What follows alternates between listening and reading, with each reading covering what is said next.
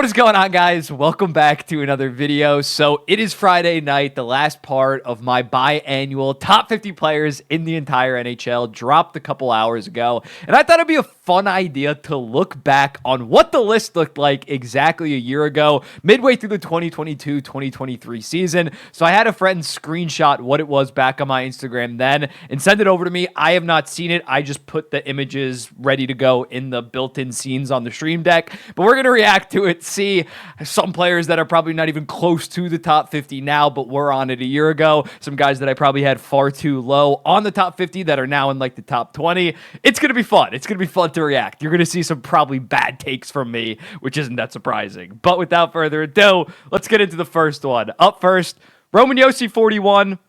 Definitely, I had him like 26th in the most recent one. I was too low on him. Timo Meier, completely off. Obviously had, 40 goals last year. Shitting the bed this year on the New Jersey Devils.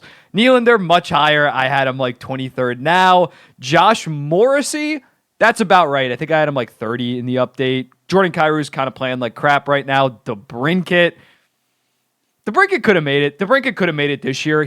I literally just looked it up today. He had like 8 goals in his first 8 games this year, but he has like 8 goals, 19 assists for 27 points in his last 37. So he had a great start, but he has been very streaky and of late not very good. Kachuk, some people wanted Kachuk on the most recent one, which he's playing fine. He has like 19 goals, 17 assists, 36 points in 40 games. I only know that because he's on my goddamn fantasy team, but I can't have him in the top 50, considering the Senators are so bad. If he was playing like a top 50 player, the Senators probably wouldn't be absolute dog shit. PLD, he was insane a year ago. If you don't remember, he had like 50 points in his first 40 games. I'm going to throw that stat line up on the screen so you guys know that I'm not just pulling that out of my ass. He was great. Some people, I think, wanted him even higher. Also, look at the text that I have. That's so shit. I didn't know how to like make the text bigger and stuff. But beyond that, Bo Horvat, I think people also wanted him really high because that was when he had like 27 goals in his first he was basically doing what Brock Besser's doing right now.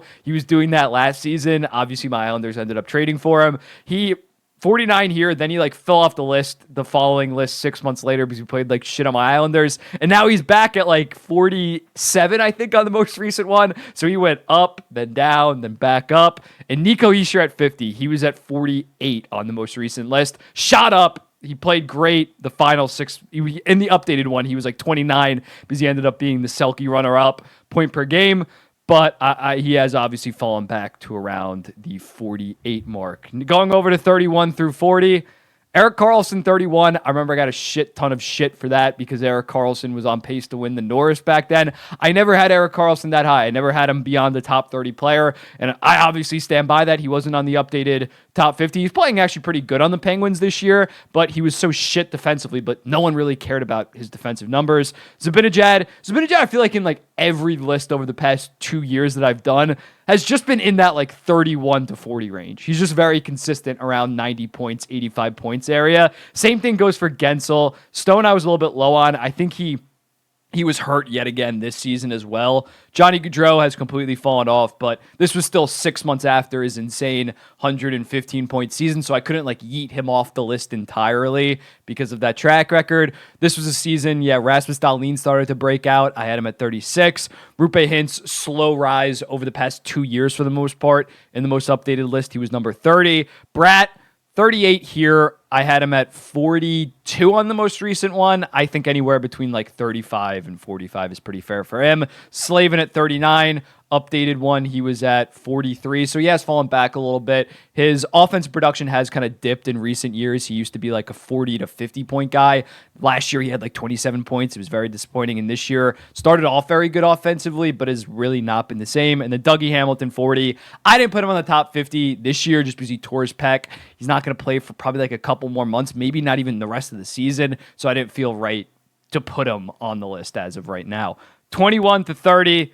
Brad Marchand, he's kind of been having just a slow, because you look at it, 3 years ago, he was like 90-point pace, great defensively. Last year, first time being below point per game since like 2016. This year, yet again, hovering around that like 75 to 80, around like 35 and 45 pace.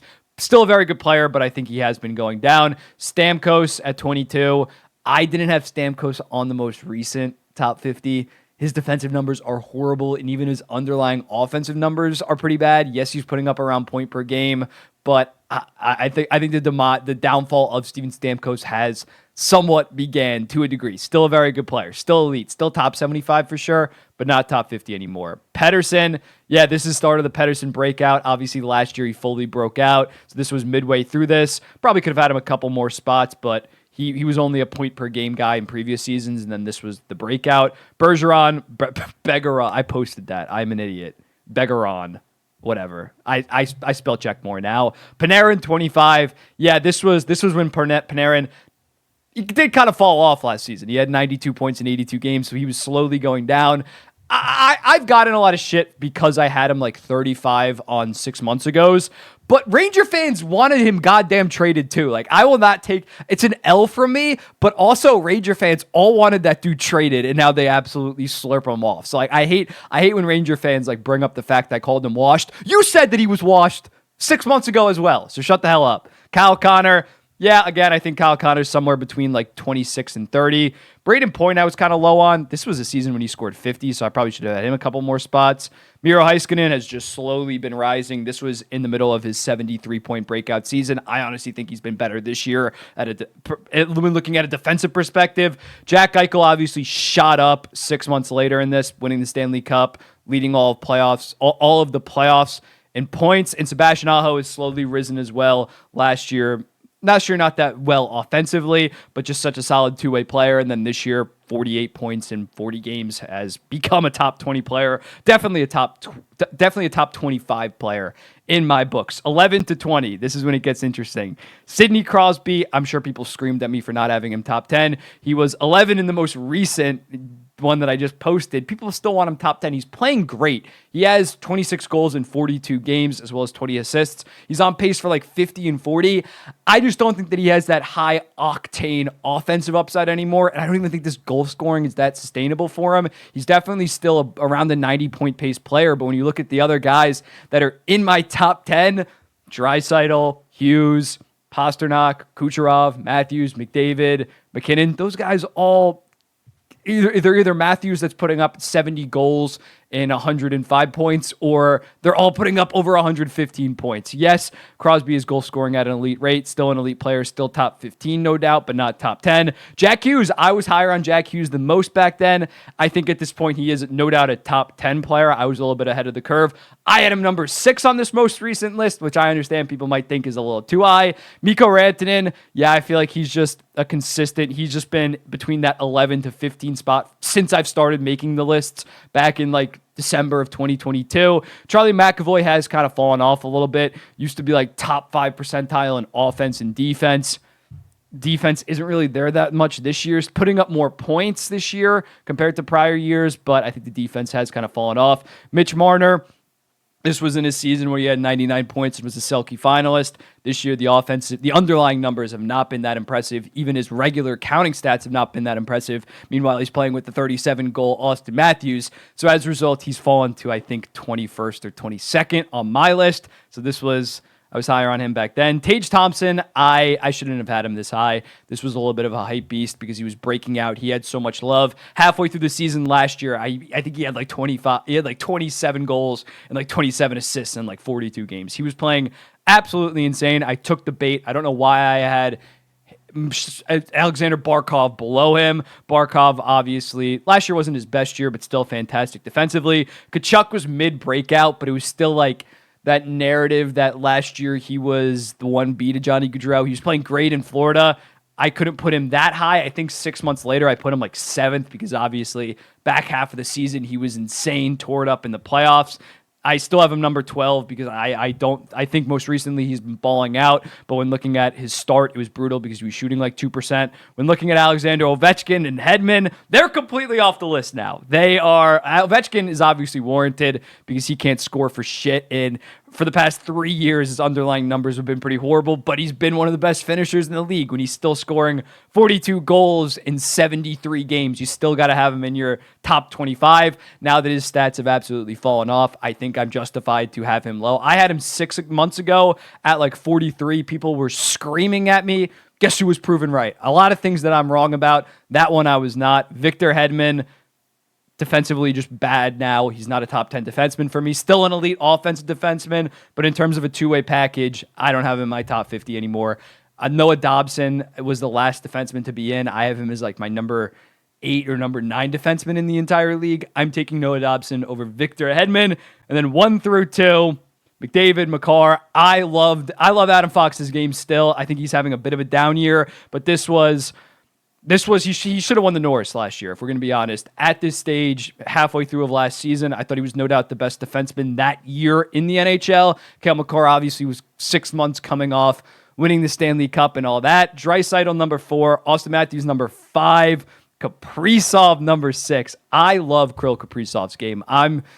I still think he's like a top 12 most talented player. The results have just not been there the past 2 years. You look at what he did 2 years ago when he had 47 goals, 61 assists, 108 points. That was legitimate top 5 player in the NHL. I thought he probably should have got nominated for the goddamn Hart. He didn't. I was still very, very, very high on Kirill Kaprizov. I still, like, if you ask me honestly, I think he's a top 15 player in the NHL. I didn't put him in my top 15 most recently because I didn't want to get absolutely shitted on because he is not playing that good this year. I had him like 23rd or 24th. I was a shill. I can't be a shill anymore. I just got to give my personal opinions. I had him ahead of Nathan MacKinnon. That's how much I loved him. So obviously the Kirill Kaprizov take. I no longer think that he's better than MacKinnon, better than Kucherov, better than Pasternak, but I still think Kirill Kaprizov is a top 10, maybe top 15, maybe even top 10 player in the entire NHL. And then Jason Robertson at number 10. He was obviously breaking out last year. Year before that, had like 41 goals in 74 games. That was a valid placement. Some guys that I think I'm missing on this, I don't notice Quinn Hughes. I had him in the 6 months later. I had him at like 41, which even that was probably low looking back on it. Some other guys, I didn't have JT Miller, but last year he wasn't that impressive. He had like 82 points.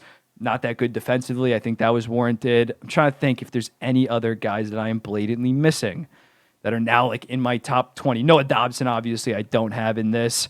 But yeah, I was definitely cooking back then. I wish I had the graphics of like 2 years ago. That would be all over the place. But let me know in the comments, what do you think about this? What do you think about my top 10 1 year ago? How much have changed? Who's some other guys? Obviously, PLD, not even close to that. Who are some other guys that you noticed on this that don't even deserve to be close to it? And I'll be seeing you in the next one.